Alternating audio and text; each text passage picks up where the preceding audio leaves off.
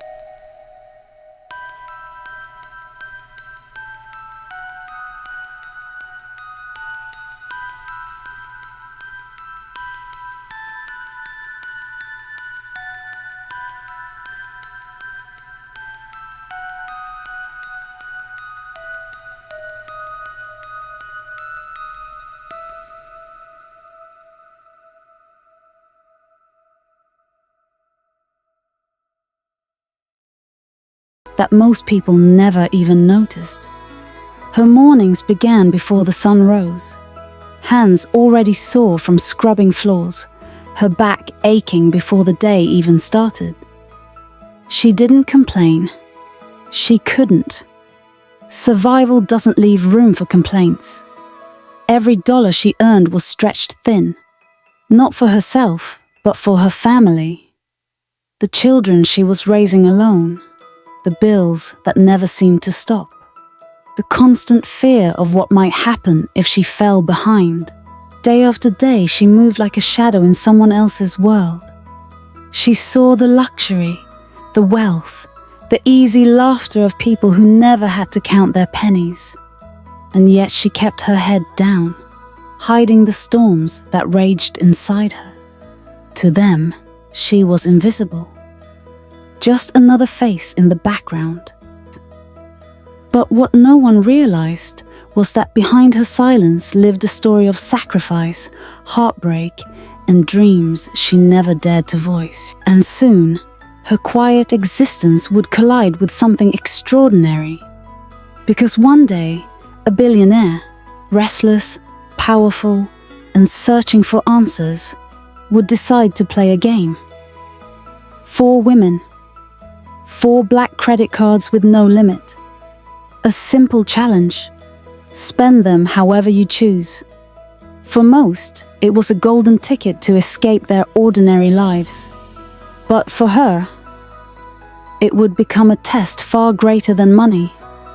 She had no idea that this single moment would expose everything she carried inside and change how the world saw her forever.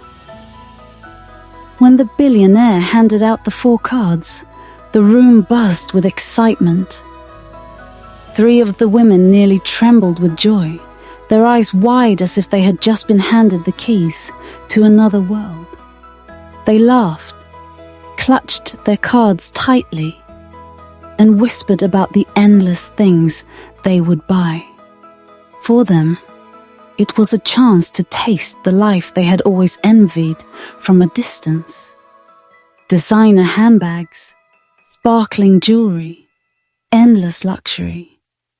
Their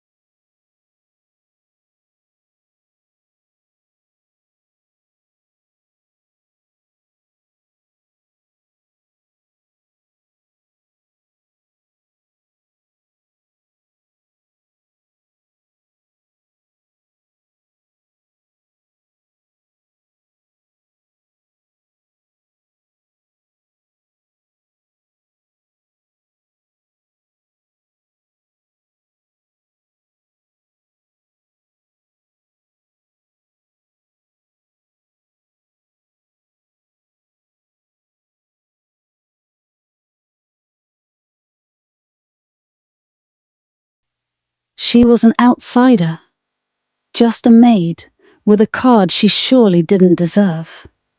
Their glances cut her deeper than words. Still, she pressed forward, and then she stopped. Her eyes landed on something simple, almost ordinary. Her hands trembled as she picked it up, holding it close, her heart pounding with the weight of the choice. The clerk frowned, unimpressed, and asked again if she was sure this was what she wanted. The maid simply nodded, because for her, this wasn't just shopping. This was survival. This was love.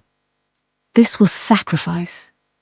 The others returned first, their arms overflowing with bags, their laughter bouncing off the walls like a victory parade. They spread their treasures across the table with pride. Gleaming watches, dripping jewels, dresses stitched with gold threads, perfumes that filled the air with the scent of luxury.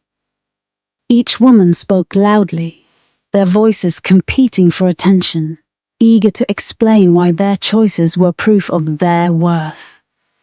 To them, this was triumph.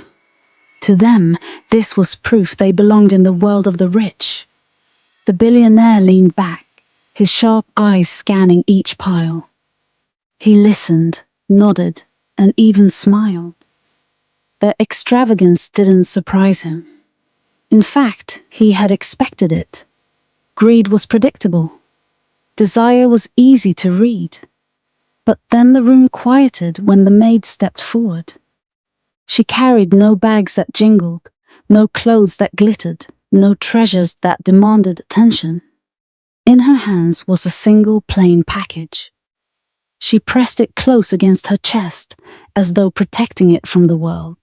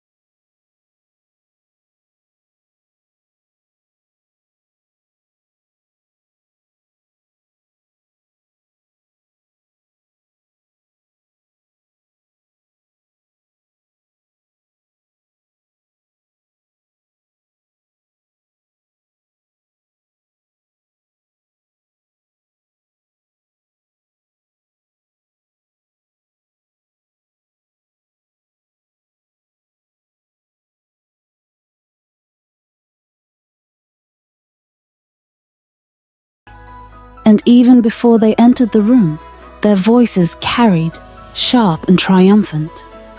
When they finally appeared, the weight of their arms told the story. Bags stacked high, glossy boxes, jewels shining under the chandelier's glow. They dropped their treasures onto the massive oak table, the sound of clinking buckles and rattling boxes filling the silence like a drumbeat. One of them spread her items across the surface with a kind of performance, pulling out each glittering prize as if she were unveiling royal jewels. A gold watch, so bright it caught the light and threw it back into the billionaire's eyes. A diamond necklace that shimmered like frost in sunlight. Her lips curled into a smile that begged for approval.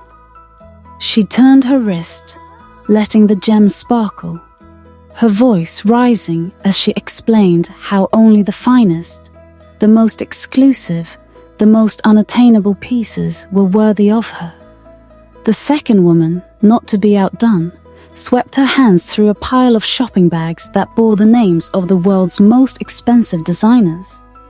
shoes with delicate embroidery, heels so sharp they could pierce the air, dresses lined with silk that trailed like water.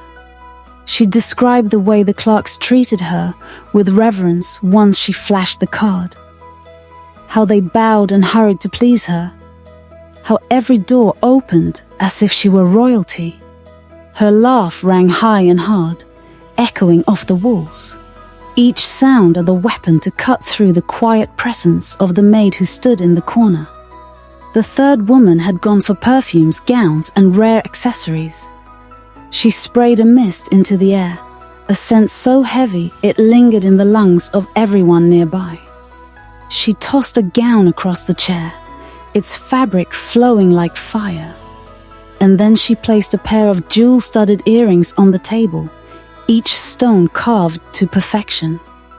She lifted her chin, proud, her words dripping with superiority. The billionaire leaned back in his chair. His eyes, sharp and calculating, scanned the growing piles of luxury. His fingers tapped the armrest slowly, rhythmically, as though he were playing a game of patience. He gave the slightest of nods, an acknowledgement, but his expression barely changed.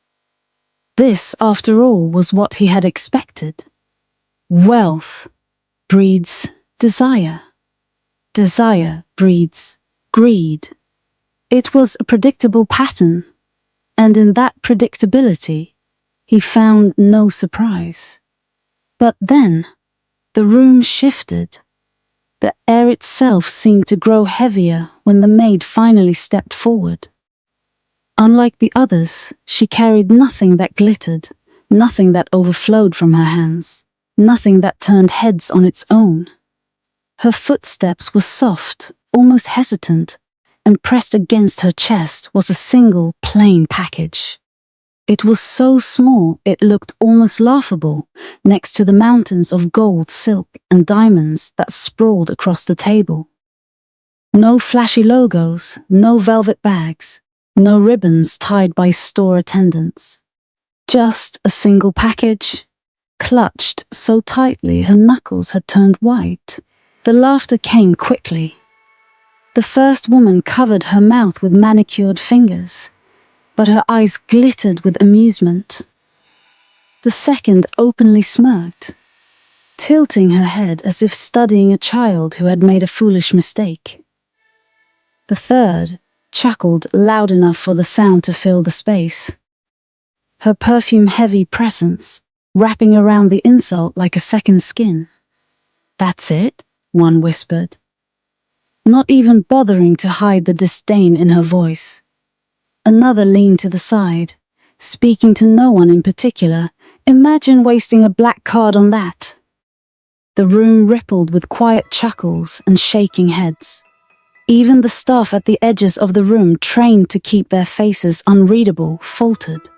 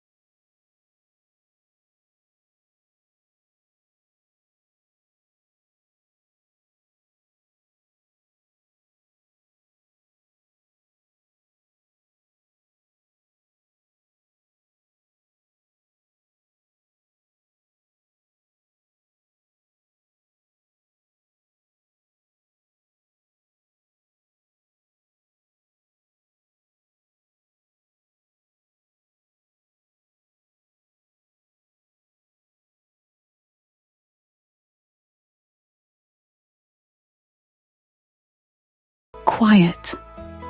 His voice sliced through the stillness. "Show us."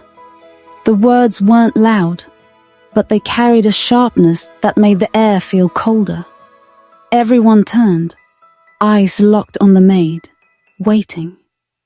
Some expected embarrassment.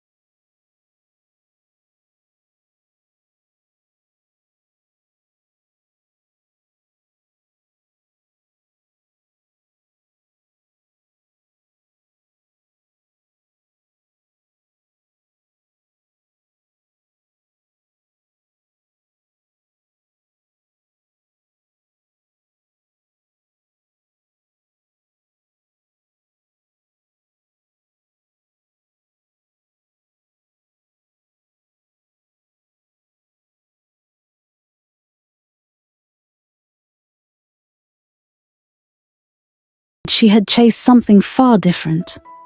This medicine wasn't for her. It was for her child. Her sick child who had been waiting, suffering, hoping for something she had never been able to provide. Her voice cracked. Tears pooled but didn't fall.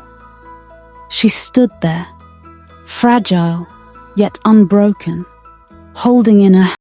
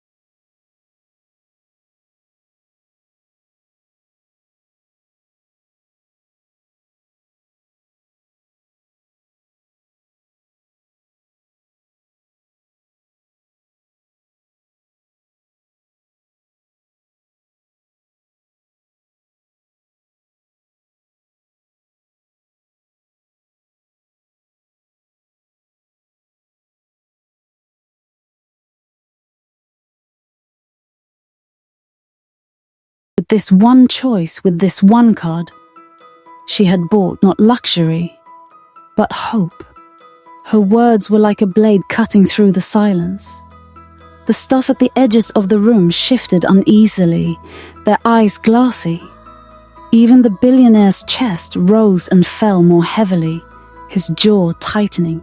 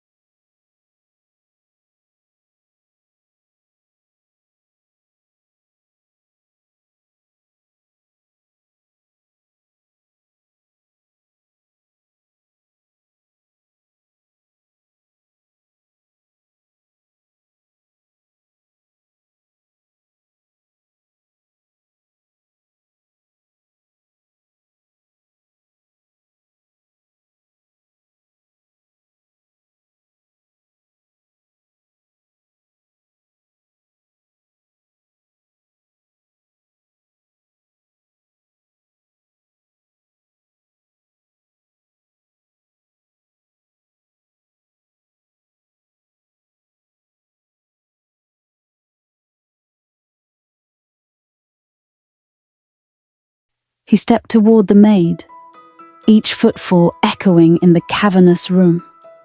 She shrank slightly under his towering presence, but did not let go of the package. When he finally stood before her, the world seemed to hold its breath. He looked down at the medicine, then into her eyes. His expression softened for just a second, a flicker of something almost human flashing across his face.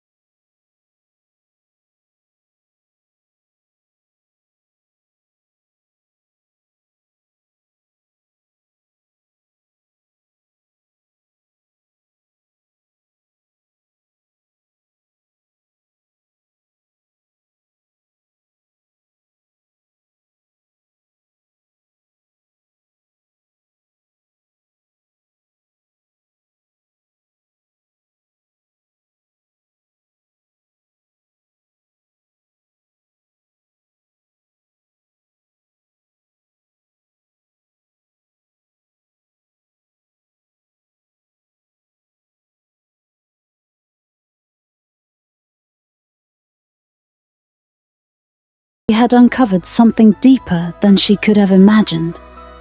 She stepped out into the night air. It was cool, crisp, and she inhaled deeply, filling her lungs, and for the first time in years, her chest didn't feel weighed down by hopelessness.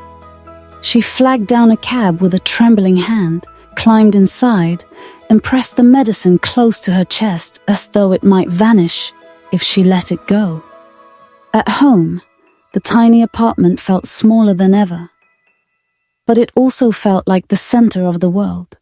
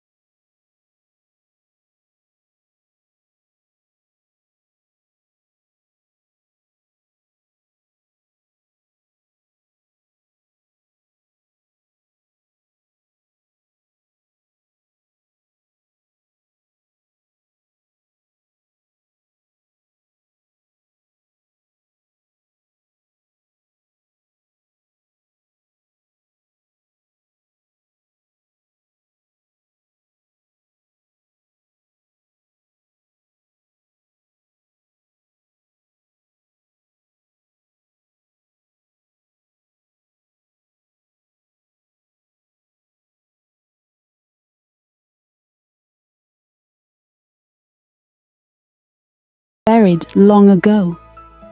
One evening, he found himself staring at his reflection in a wall of glass overlooking the city. The skyline stretched endlessly, each building a monument to ambition. Yet for all its brilliance, it felt cold, lifeless. He pressed his palm against the glass and whispered into the silence, "What have I built?" He began to wander places he had not seen in years. He visited hospitals, standing quietly in corridors as children coughed and mothers wept. He walked through neighborhoods where families stretched every dollar to survive, where medicine was a luxury they could not afford. He saw faces lined with exhaustion, eyes dulled by despair, and for the first time he felt it. Not pity, not superiority, but shame. The maid knew nothing of his restless nights, his silent visits, his fractured heart. She only knew that each day was a struggle. Though her child's health was improving, bills still piled up, and the weight of survival pressed heavily on her shoulders. The black card remained hidden away, a temptation she refused to touch. But she couldn't shake the feeling that her story was no longer hers alone.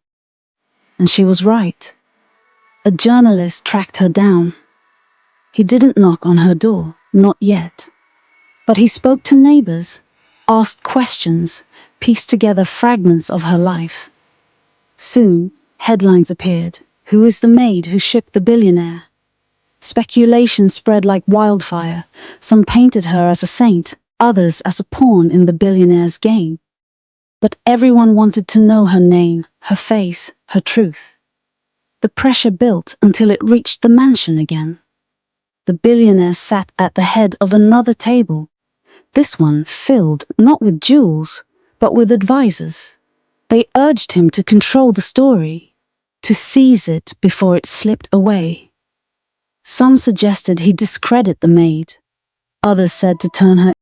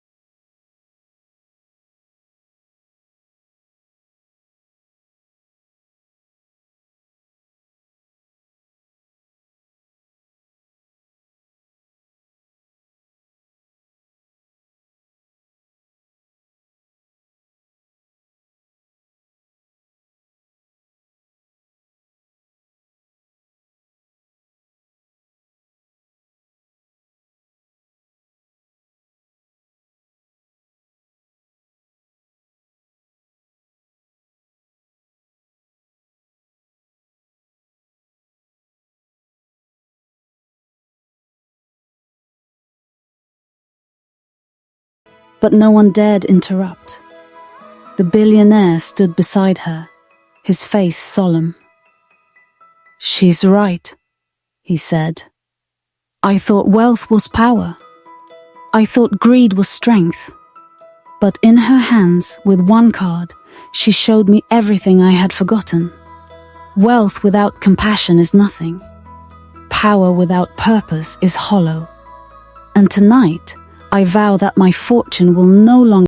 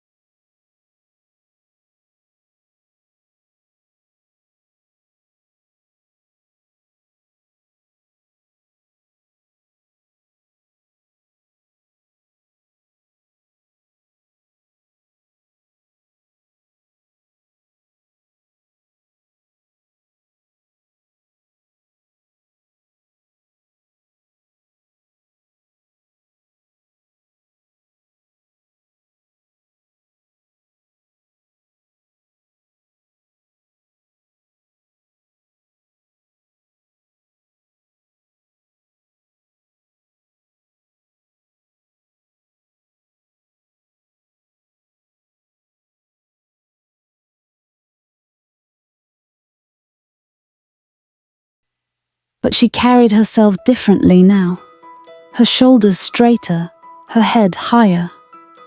Because she knew her story had become more than her own. And every time she looked at her child, healthy, laughing, alive, she knew the truth. She had chosen right. At night, as the world quieted, she would sometimes ask herself the same question that now echoed everywhere.